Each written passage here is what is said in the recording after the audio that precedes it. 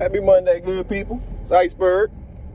Go ahead and hit that like button for me if you would on the way in. Happy Monday to you. It's a frosty one here in North Carolina.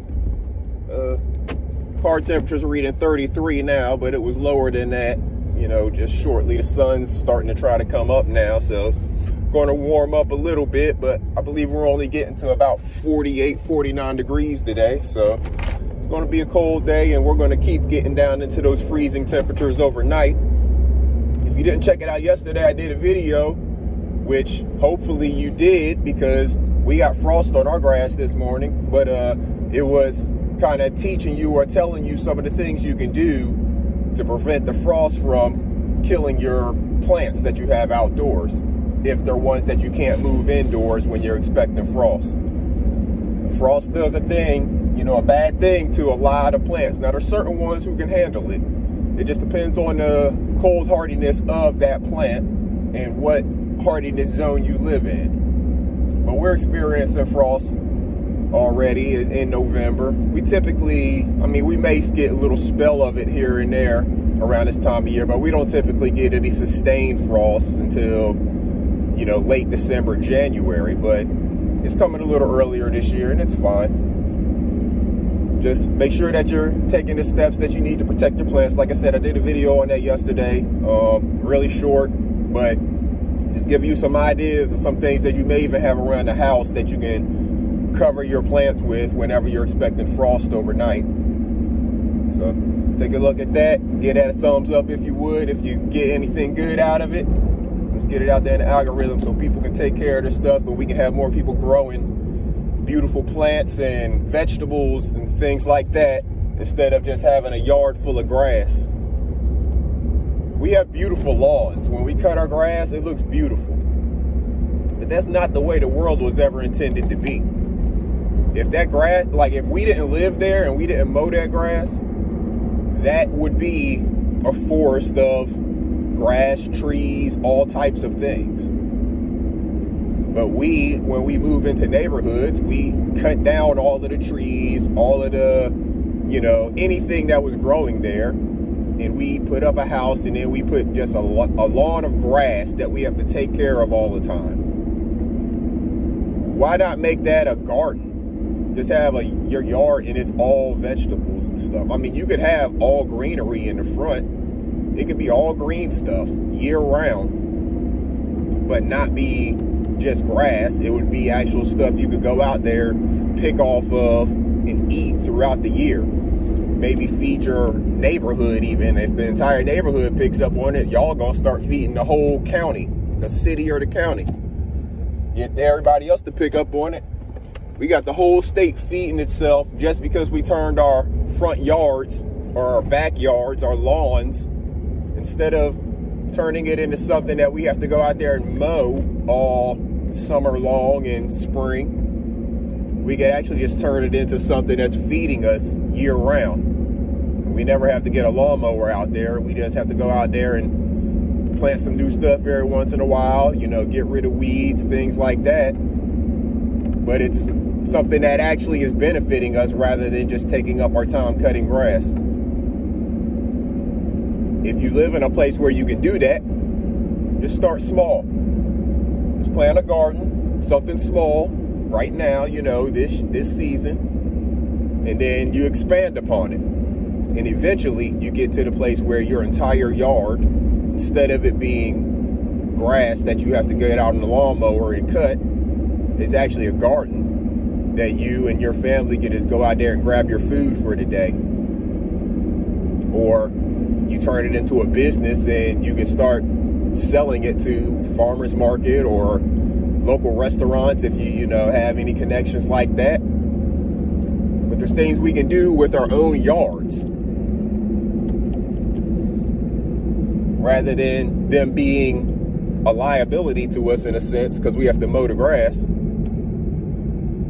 We could turn it into just a full garden, and it could become an asset by providing food and money, and still does the ground cover that you want to make your yard look nice. Because how it looks is all dependent on you. you know, what you decide to plant in there. Plant a bunch of leafy greens, it's going to look green. If you plant some other stuff in between there, because there's also leafy things that survive that are different colors than green, like purple. You have purple cabbage and things like that. There's all different colors of things. And of course you can plant flowers amongst them so you can attract your pollinators. So you have flowers growing of whatever different colors you like amongst your leafy things. And then of course during the spring and summer, you'll have other things growing in there that have different colors, whether it's tomatoes, peppers, you know, zucchini, squash, whatever you grow. But you could make your entire yard, it's what they call a food forest, instead of it being just a bunch of grass. That's the idea that I plan on doing, and that's what I'm working on for my property. Small house, it's just my wife and I. So, small house. I mean, we'll have guest rooms and offices and stuff like that, but right now we're living in about 2,000 square feet. And it's more space than we actually need. It gives us more space to acquire more junk or things that we don't need. So we'll probably go right around the same size, maybe a little smaller on the house, with a larger greenhouse, or, you know, a greenhouse that may be equal to the size of the house. And then of course, garden all around, set up specifically in ways that, you know, the sun hits certain things a certain way, that we have the cross-pollination right, that we have different things working with one another to grow together. Like I've talked about the tomato and the basil. There's a whole bunch of things like that that grow well together. You know, and they grow at different heights. You know, tomato plants grow a lot taller than basil does. So you have your different levels of canopy. Your tomato may be protecting your basil from getting burnt up. Your basil is protecting the lower levels in the roots and the soil of your tomato plants. So they work together. We can do that in our entire yards. Eliminate gas, cutting grass.